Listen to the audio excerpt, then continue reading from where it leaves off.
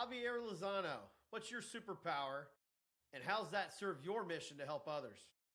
Oh, that's a good one. So superpower, I would probably say, is being able to just kind of analyze and look at just what's going on in front of me and making, informed decisions based off of what's going on. Like when I go into a company, I see that maybe they're doing really well in these areas, but they're not leveraging all the key points that they could probably be getting more out of it, getting more results. And so I tend to kind of come in and see how I can kind of find better ways to leverage opportunities. So that's kind of where I would be. I'd say my superpower is just understanding how to get more results out of what you're currently doing. Javier, if you could tell us about a specific situation, any examples that come to mind where that's really played out, something that stands out. Yeah, so at my last in-house role, I came in and as the CMO there, and they were doing great. What was going on is that they were getting a ton of leads. They were like $2 and $3. Most people would be excited about getting $2 leads, $3 leads. However, they weren't really converting. And so what I was doing was I didn't come in and say, okay, we're going to change our messaging, we're going to change our positioning, we're going to destroy the website, we're going to change all these things. It was just like, let's see what's going on. Let's look underneath the hood a little bit. And so what I started doing was analyzing the data. And what I was realizing is that most of those leads that were coming in, they were, basically from Google. And so those leads weren't converting. I'd say out of every 100, about 15 of those leads were hitting the ICP. So that was a big issue. So like we had a sales team that was chasing 15 leads, in a given day. And that was it. And all the other 85, they were spinning their wheels. Once we figured out where they were getting, those 15 were converting higher, they were coming from Meta. So what we started doing is we started shifting our budget, our spend from Google over to Meta. And the reason we did that is because we were seeing a higher conversion rate. And so those leads were more expensive. They were like 6-8 times more, but we were having better conversations. We were getting the right people in our pipeline. We were having conversions where instead of getting like 15% conversion rates, we were getting those SQLs to conversion to like 60%. And so like this was really giving a lot of momentum and confidence. So that is one of those things where I don't go in like to blow things up. I like to analyze the situation before we start making any kind of big decisions, because there are some things that is already currently working in the system. It's just that not all of them are firing correctly. Makes sense. So what's that process look like? So I hear the analysis aspect, but how do you engage with clients on a regular basis? Like say you take a month or a quarter, and what does that engagement process look like where you're, communicating with clients, sharing feedback back and forth, whatever that may be? Yeah, so it typically has to start off with some sort of audit, because you can't really understand what to fix unless you have an audit. It's no different from going to a doctor. Like a doctor can't prescribe you medicine if they don't actually do a diagnosis and kind of see what's going on, what's broken with you before they say, hey, you need to be doing this, or you got to get away from doing that. It's the same thing. So every engagement always starts off with an audit where I'm evaluating everything from your website, your customers, your actual internal leadership team, people that are, like your customer journey, people that are dealing with customers at different stages. I want to see how all that's going. I'm looking at your CRM, at your emails, at your go-to-market motions, all the things that you've currently been doing and what's been successful so far. I'm looking at that.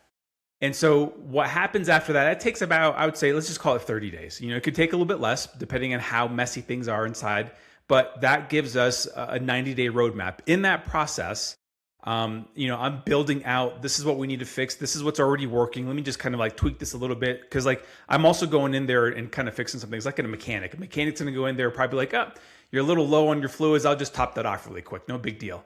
It's the same kind of process. And so what would happen is that once we get a 90-day roadmap, that becomes kind of like our action plan. That becomes like, this is what we're going to be doing over the next 90 days.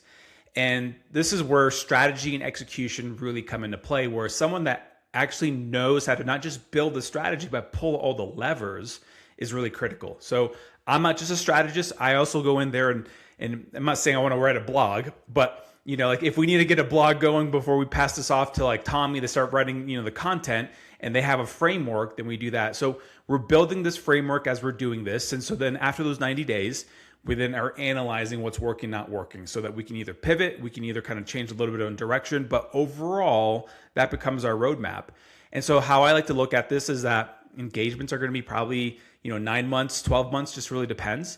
And I eventually want to give them a fully running engine where they have the keys and they know how to turn the levers and they know how to push the gas down, and they have certain people that are in charge of things so that they no longer have to be dependent on just me. This is an internal engine that they can turn on to scale up or turn down to scale down. So depending on how they want to actually grow and run their business. So what do leaders learn about themselves or their business through this process? I mean, besides just, the marketing fundamentals, the different ROI, things of that nature, but like what actually do they learn about their business holistically? Because it sounds like you get under the hood and share a lot more beyond just, hey, this ad's hitting this way, right? Yep. So 2 things I would say the leaders learn. Number 1 is that systems are going to help you scale. And so that is when companies are growing, if you're at the million to 10 million mark, a lot of it is founder led. And there's nothing wrong with that. Like, that's okay. Like, that's what you want. But what's happening is that they become the bottleneck as well too. And again, not putting, shade on the leaders, but they have to understand that they are the bottleneck, but if they want to get to the next level, they have to find systems to help them scale. So what this does is that when we come in, we're like, okay, what's working right now?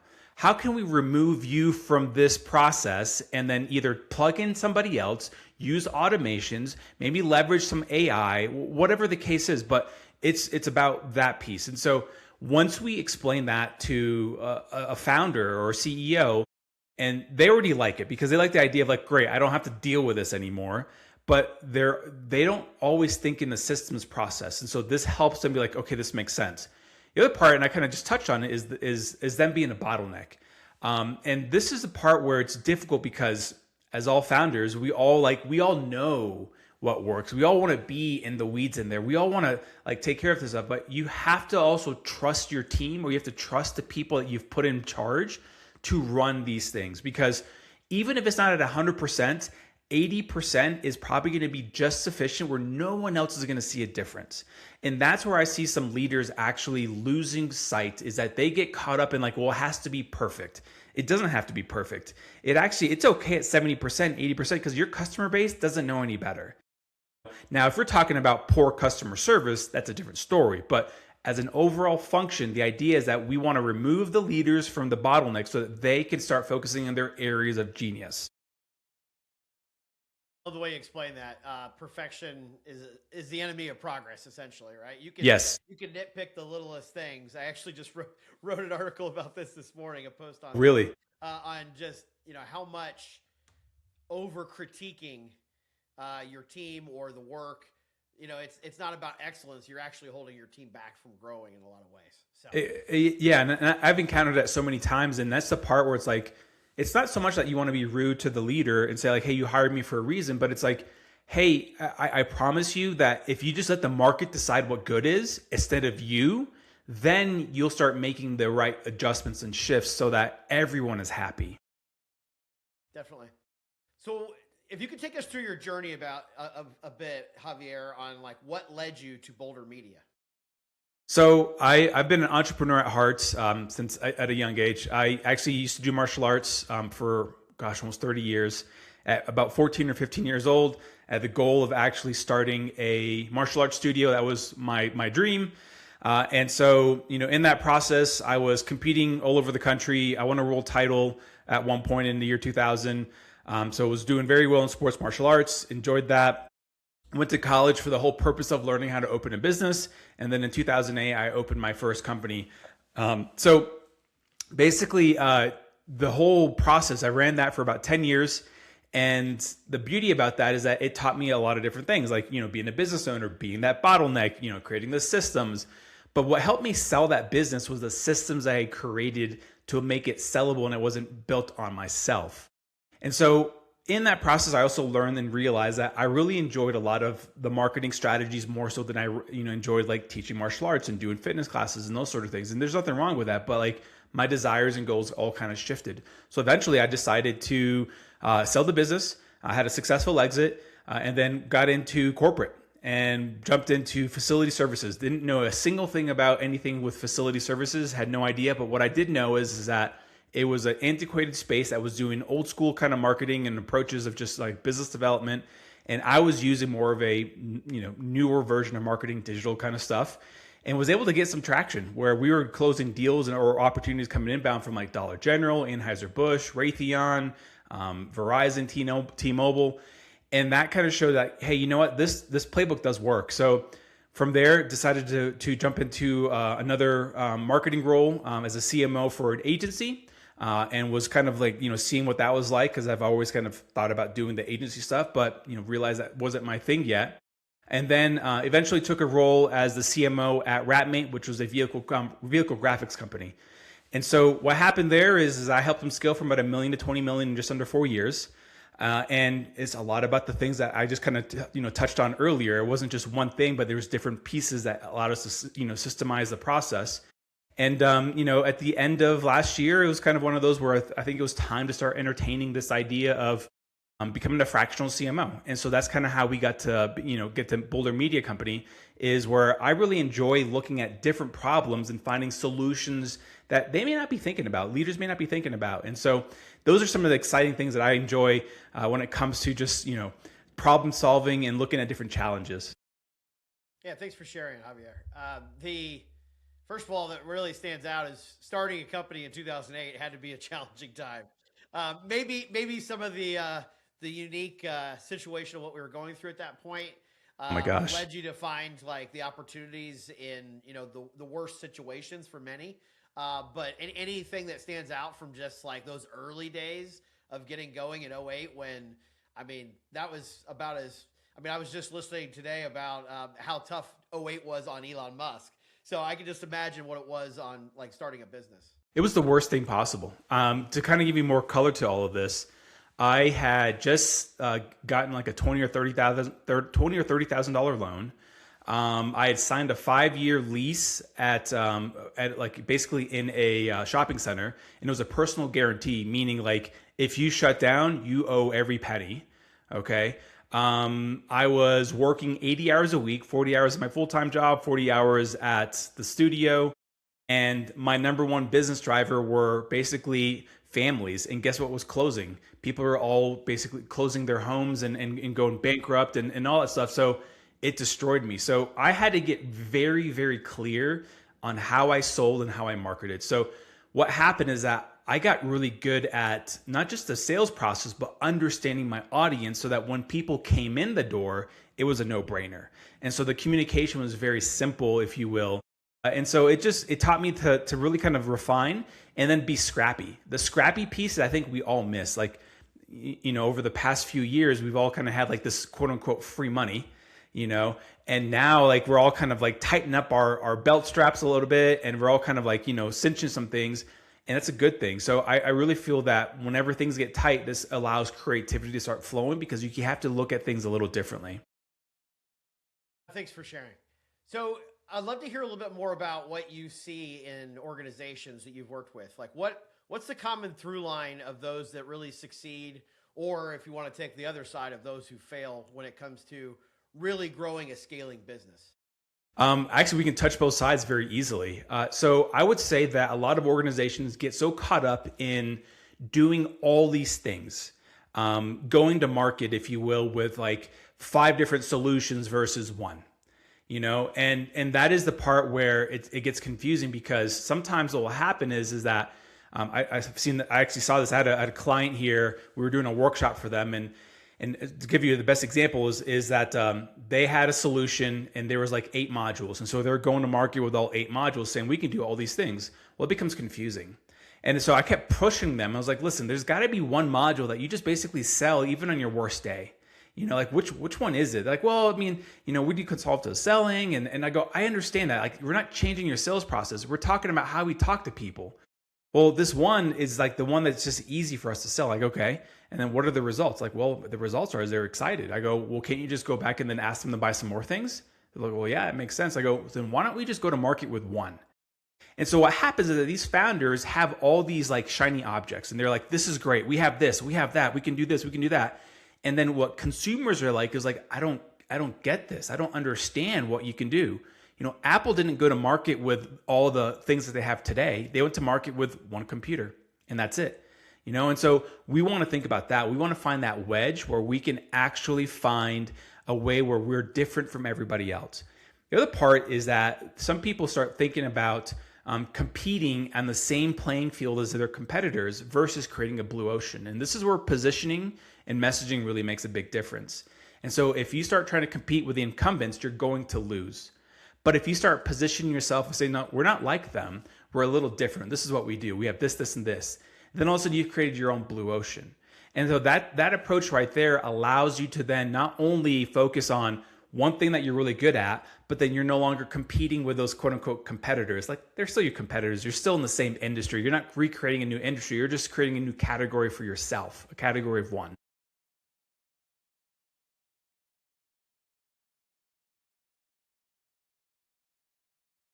You said early on, one thing, start with one thing and figure that out, refine it, iterate that, and then you can always expand from there once things take off with that one thing. Exactly. And then as far as what leaders really struggle with, I mean, that sounds like that is clearly the area that is often a misstep, is just distraction, lack of focus in so many different areas. Have you seen times where it's gone from, say, 5, 10 things to one, and how that changes a business? I've not seen that. The example I gave you earlier is probably the closest thing. Because I wasn't a part of them going from like 8 to 1, but I helped them build that engine to go from 8 to 1. And then as we were doing our check-ins after that, they're like, Javier, this is what we're doing now. We are now going to start focusing on this, and then this is allowing our conversations to be this. And then I'm seeing on their social, on LinkedIn, that they're posting that they're only talking about one solution. And, they keep doing that. And I'm like, this is really interesting, because that has helped them tremendously. Now, when it comes to revenue, I can't speak to that, but I'm assuming what is happening is that they're having better conversations with their right prospects that are having these specifics, these specific problems. Internally, what I would say is that what happens here is that, I mean, this is no different from anything else, is that when you focus on one goal, one go-to-market motion, one anything, you put all your energy there, and it becomes like not this is, all your eggs in one basket. It is like, we're going to be so good at this that whatever we do is just going to work. It's just like in football. Like, you should be so good at a play that you do, you can tell the other team, hey, we're going to run this play, and they can't stop it. And if you do that kind of consistency, the market is going to understand what you're trying to offer, and they will start purchasing those solutions. What's one thing that you've changed your mind on over the span of your life or career? Oh, man. I would probably say I said this earlier about things being perfect. I was one of those guilty people, and so just quick background, like I competed professionally in sports martial arts. If you want to be the best, you got to be perfect at everything you're trying to do. And I had this mentality of everything had to be perfect. What I realized is that as I kind of started evolving and growing into my career, it wasn't so much that it had to be perfect. It had to be where it was good enough to where you made the best decisions possible. And then you shipped as much as you could. Put as much as you can out in the marketplace to allow the marketplace to tell you what is good and what is bad. And so the more shipping you do, the better you're going to be able to pivot quickly, because you can take that feedback really fast and then just make, pivots. Bigger companies, they can't do that. They have to have things almost so dialed in, like NASA, for instance, as you launch people to the moon, it has to be so perfect, and that's great. But in business, what I've learned is that the more you ship, the more you put out to the marketplace, the more you're out there, people start saying, like, these guys are doing a lot of things. They're standing out. They're doing all of these, activities. This is interesting. And they may not be perfect, but in their eyes, it's good. And so what I've learned is that perfection is actually the enemy. And so that's kind of why I kind of leaned into that earlier, and this is where I really start talking to founders a lot about that too, is that we want to start learning about how to ship more often into the marketplace. Ship more often, for sure. Anything that we've missed that we should talk about, Javier? The other part I would probably say is that I really believe that founders need to, and just leaders in general, need to build in public. This is an interesting thing that I've talked about on several podcasts, but sometimes leaders tend to kind of sit behind the scenes and they want the business to be the face of the company. And I understand that, but like, look at some of even the biggest like Fortune companies. They are making a lot of shifts to where they're becoming the face. Like Mark Zuckerberg is a great example where he's becoming more front facing. He's becoming more vocal. People are following and commenting on his social posts. But he's been building in public as well too more recently and sharing what they're doing. And so that tends to kind of add an element of like, personality and just being personal to your audience. And so I really believe that founders and leaders should be building in public. They should be building their wins. They should be building their losses out in public. Now, I'm not saying you say, hey, we lost $10 million last quarter, but what you're doing is that like, hey, we made these decisions and these were the bets that we decided on. It didn't turn out the way we expected, so we're pivoting like this. And so when you do that, that gives you an edge over everybody else because your story is so unique to everybody else's story. And what's going to happen is that people are going to start kind of resonating to those stories where they start saying like, hey, that's really interesting that you're going through that. I have this problem here. It looks like your solution as you're building it is going to fit, what I'm looking for. And that becomes like another way and a wedge for you to kind of start selling. So I really encourage, leaders to start building in public, being, out there, have an opinion, and share your thoughts. Like I know it sounds to say it's cliche to be a thought leader because we all use that, that term, but truly be a thought leader, be a person of the space where people look up to you and be like, what is your opinion, Tom? What is your opinion, Graham, on X, Y, and Z? And have an opinion. And it's going to probably not align with a whole bunch of people, but at least you stand for something. For sure. What inspires you about your work? Oh gosh. Seeing people and seeing companies grow.